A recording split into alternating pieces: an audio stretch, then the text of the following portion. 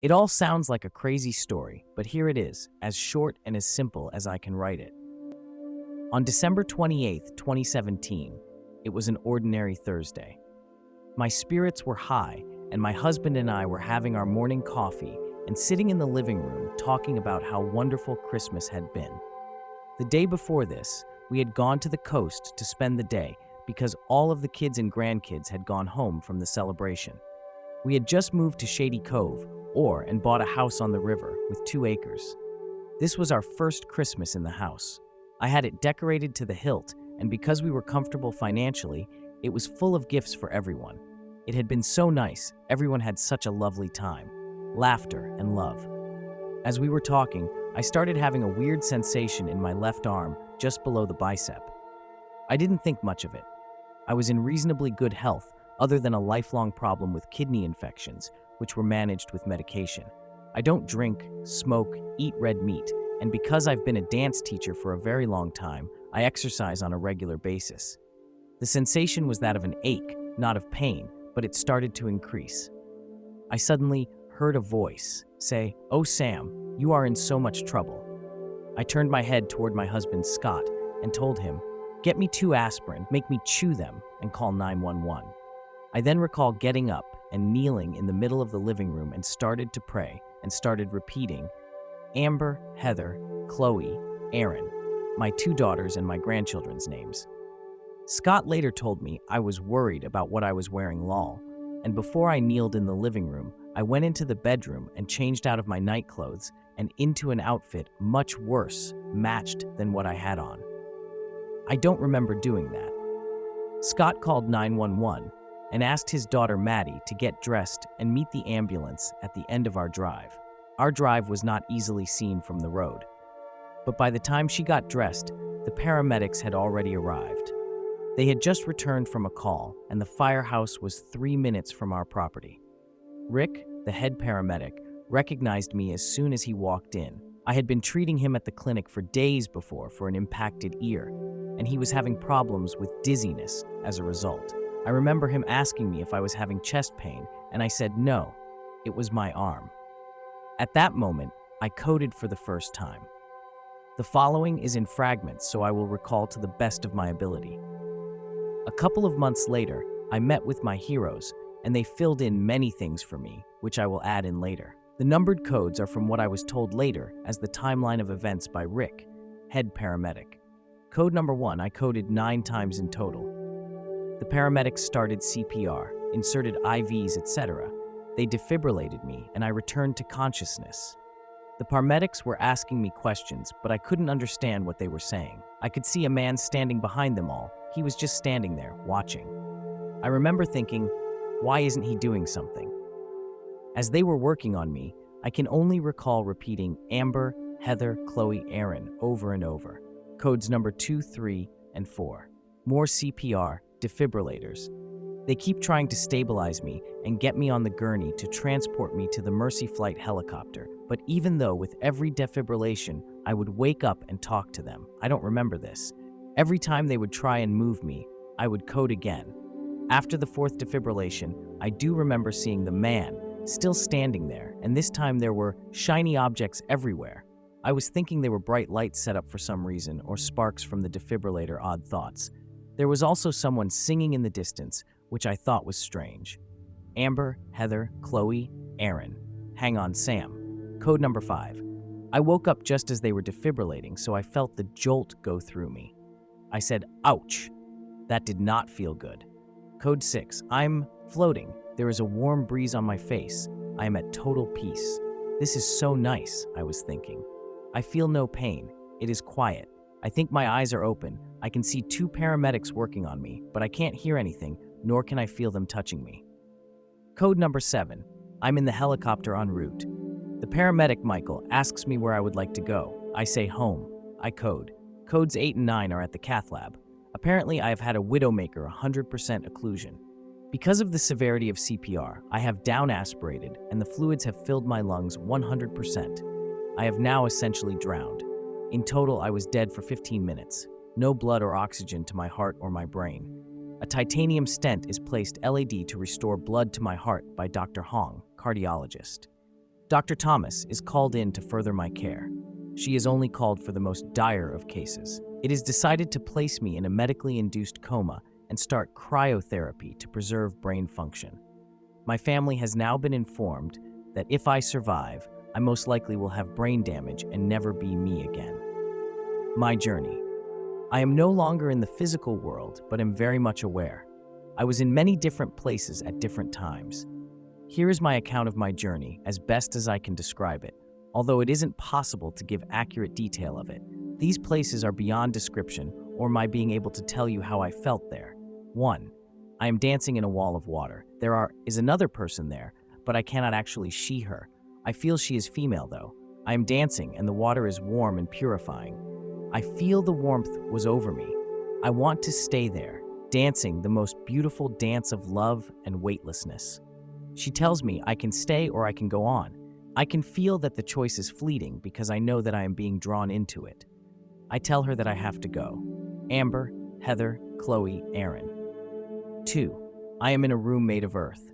I know I need to get out. The walls are crumbling and I start digging my way to the light. I get out and see Scott in a mud puddle. He is rolling around in it saying, "It's so warm here, you should stay." I tell him, "No, it's not where I'm meant to be." He replies, "But it's so warm here and fun." My reply again is, "No." It looks like Scott, but for some reason, I know it's not him. 3. I am walking on a path. It has mounds of earth around me, like little hills covered with small little flowers. Everywhere I walk are these things. They are not human, but I wouldn't call them creatures. They are definite beings of some sort. They are laying and sitting and standing everywhere I look, and I try not to step on them. I feel nervous about them. They flutter and have a bit of a shine. They are singing a song I heard before. It is so loud, but I can't hear the words. I'm almost positive the words are in a different language. They have a solid texture, but I can't describe what that texture is. I do know that I have an urgency to leave this place. 4.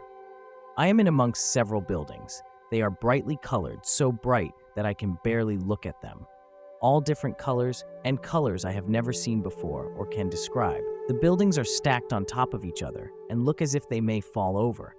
All different shapes and sizes, different angles. I am aware that each of these places hold all of my memories, experiences, anyone I've ever encountered, deeds I've done, and everything that I have said or thought. They also contain what lies ahead if I choose to not stay. I know that I can go into any of these buildings and see what's inside. I decide to go into the what lies ahead. It's not a room as we would envision a room. It doesn't have walls, a ceiling, a floor, or a door, but I know I'm inside. I am made aware that since I have chosen to go back, there will be things I will have to do.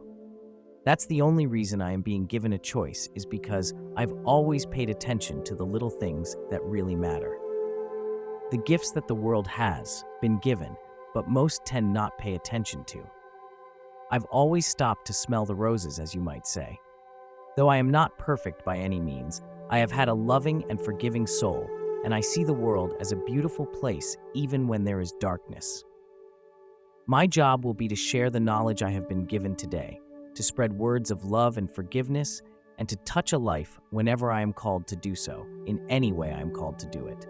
That I will know what to do or what to say when those times arise, to be a person of healing, to be a person of light. I say I will. 5. The final place before my awakening. I am in a place of pure light. I am engulfed by it. I am now mechanical. There are other people there as well. They are also mechanical. They are also working on healing. I am morphing into whatever I need to be to fix whatever's medically wrong with me. I am finally told I am able to go back. Amber, Heather, Chloe, Aaron. I open my eyes. There is no one there. I am in a hospital room.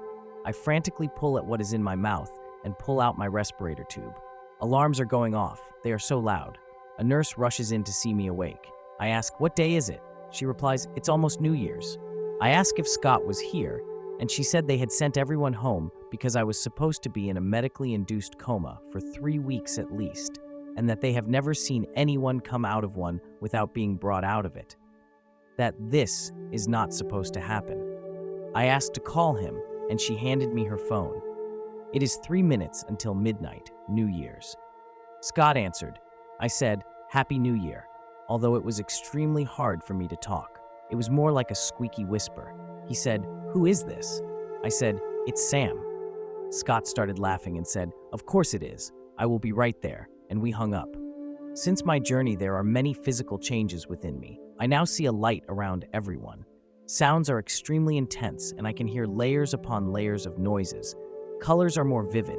My hands constantly vibrate inside. Children come up to me or just stare at me to the point of being very noticeable.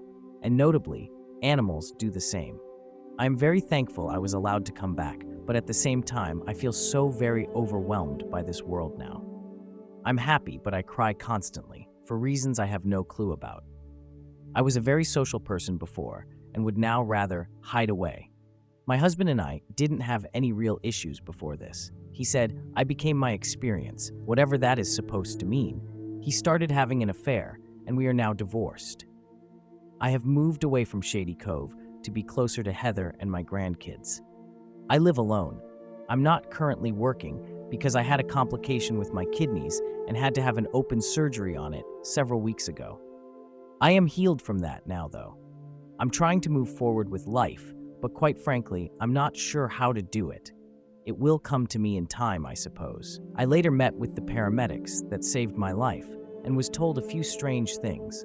Chris, the paramedic that was in control of the defibrillator, told me that they all had several talks about the fact that there were times that I was without a heartbeat and not breathing, but I would say things to them in whispers, and that I would reach up and hold their hands as if guiding what to do. He said that none of them had ever experienced anything like that before and can't explain it. They had all agreed not to tell me, but Chris thought it was so profound that he wanted to share it with me. Scott had said that the paramedics had, on several occasions, looked at each other, but he thought it was because they didn't think I was going to make it. But Chris recalled that is why they were looking at each other. I have seen the man, or the watcher, as I call him several times since my NDE. It has become less often, and I'm still not sure who he is or what his purpose is. Perhaps my guardian, I'm not sure. Thank you for tuning in to today's captivating video. Every story showcased on this channel is either graciously shared by our viewers or carefully curated from the rich archives of ians.org, unless specified otherwise. If you have a personal story you'd love to see featured, don't hesitate to reach out. You can find my email conveniently listed in the video description below. Looking forward to hearing from you.